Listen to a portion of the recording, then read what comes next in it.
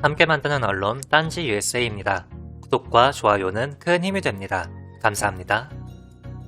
이낙연, 그리고 스톡데일 패러독스.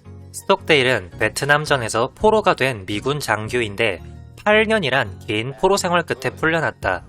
함께 포로 생활을 했던 사람들이 대부분 포로 생활 중에 죽었으나 그는 무사히 풀려난 것이다. 그는 곧 풀려날 것이라고 낙관만 하는 포로들은 쉽게 좌절해서 죽었다. 하지만 나는 쉽게 풀려나지 못할 것임을 깨닫고 장기간 버텨야 한다는 각오로 하루하루를 보냈다. 그 덕분에 이렇게 돌아올 수 있었다라고 회고했다. 그의 이 경험담이 스톡데일 패러독스다. 난관을 만났을 때 막연히 잘 되겠지 않은 낙관론보다는 닥친 어려움을 인정하고 마음을 다잡아야 하며 오래 견뎌낼 각오를 해야 된다는 교훈이다. 팬데믹의 공포가 지배했던 2020년이 갔다. 그러나 2021년이라고 해서 희망이 보이는 것도 아니다. 그리고 희망이 없기는 코로나보다 오히려 한국의 정치 지형이 더 험하다. 알려진 대로 민주당 정권 인사 실패의 대표 사례로 기록될 윤석열에 대한 징계가 실패했다. 그래서 대통령은 재빨리 사과를 하고 40만 지지자들의 청원에도 불구하고 추 장관의 사표를 수리하고 소위 타협론자로 보이는 박범계 의원으로 대체했다. 그리고 추 장관은 형식은 구치소 집단 감염 문제지만 두 번째 사과를 했다. 그러나 즉시 흘러나온 뉴스들에 따르면 검찰은 추 장관과 그 아들을 수사한다는 것이다.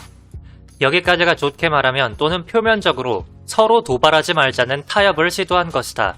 그러나 윤석열 본인의 생각인지 그를 감싸고 있는 그림자 세력의 생각인지 모르나 결과적으로 대통령과 장관이 하급자에게 거부당한 우스운 꼴만 보였고 윤석열의 능멸적 태도는 앞으로도 계속될 예정이다. 엎친 데 덮친 것이 이 시국에 이낙연 씨가 이명박, 박근혜에 대한 사면론을 들고 나왔다. 그것도 자기 공약도 아니고 대통령에게 강요를 할 태세다. 윤석열에 대한 정권의 태도로 볼 때 옳든 그르던 간에 사전 교감이 있었을 법도 하다. 그러나 그렇게 믿어버리기는 너무 슬프다. 그리고 이명박 측에 사전 통보를 했다는 소식에는 안도해야 할지 분노해야 할지 갈피 잡기조차 어렵다. 그래서 그런지 강호의 정치 재연들이 이낙연이 사면론에 대해 평하는 공통점이 하나 있는데 그가 얻을 이익이 없다는 것이다. 그런데도 불구하고 작전 분열을 획책한 이유를 모르겠다는 것이다. 그러나 말이다. 낯살 먹은 남자들은 덜어 알겠지만 장기판 뒤에서 팔짱 끼고 살펴보면 자기 실력보다 판이 잘 읽히는 경험들이 있을 것이다. 정치판도 그렇게 한 발 떨어지면 어슴푸레하지만 윤곽을 쉽게 볼 수 있을 것이다. 예를 들면 이렇다. 첫째, 그는 동교동계로 분류되는 정치인이나 사실 민주화에 기여한 바가 별로 없다. 단지 동교동이 빈약한 인재풀을 보강하기 위해 초대한 보수 언론인이었다. 운 좋게 민주 세력에서 출세했으나 본질적으로 기득권 친화적인 사람이다. 둘째, 그는 정치인으로 활동하면서 적폐 정권이나 검찰이 별로 주목하지 않았다. 그런데 일전에 비서관이 수사 중에 사망한 것은 이례적이다. 그의 별명이 엄중이듯 결단을 회피하고 은연자중하는 특징 때문일 수 있으나 또 다른 해석의 여지가 있다. 셋째, 주목받지 못했으나 그는 4월 총선 국면에서 여시제를 방문하여 여시제의 해법에 늘 관심이 높다 많이 알려달라라고 말했다.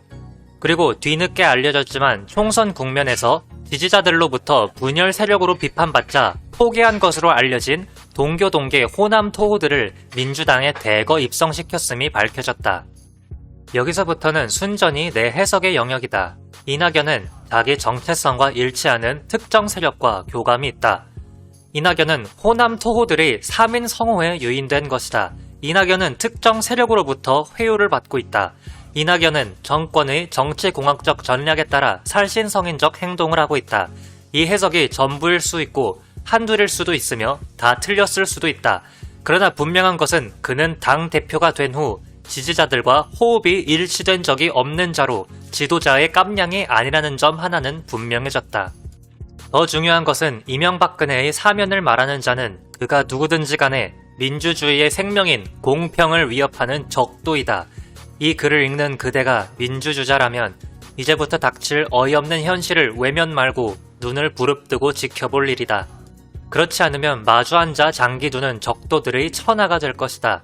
이낙연 같은 장기알이 중요한 것은 아니다. 그렇게 우리의 장기알들이 제멋대로 나뒹굴어도 판을 엎어버릴 수도 없는 것을 지켜만 볼 수도 없는 것이다. 대한민국은 민주공화국이기 때문이다. 주인은 우리 민주시민이기 때문이다. 시민 박상범 선생님의 목소리였습니다. 함께 만드는 언론 시민들의 확성기 딴지 USA였습니다. 오늘도 시청해주셔서 감사합니다. 구독과 좋아요는 큰 힘이 됩니다. 감사합니다.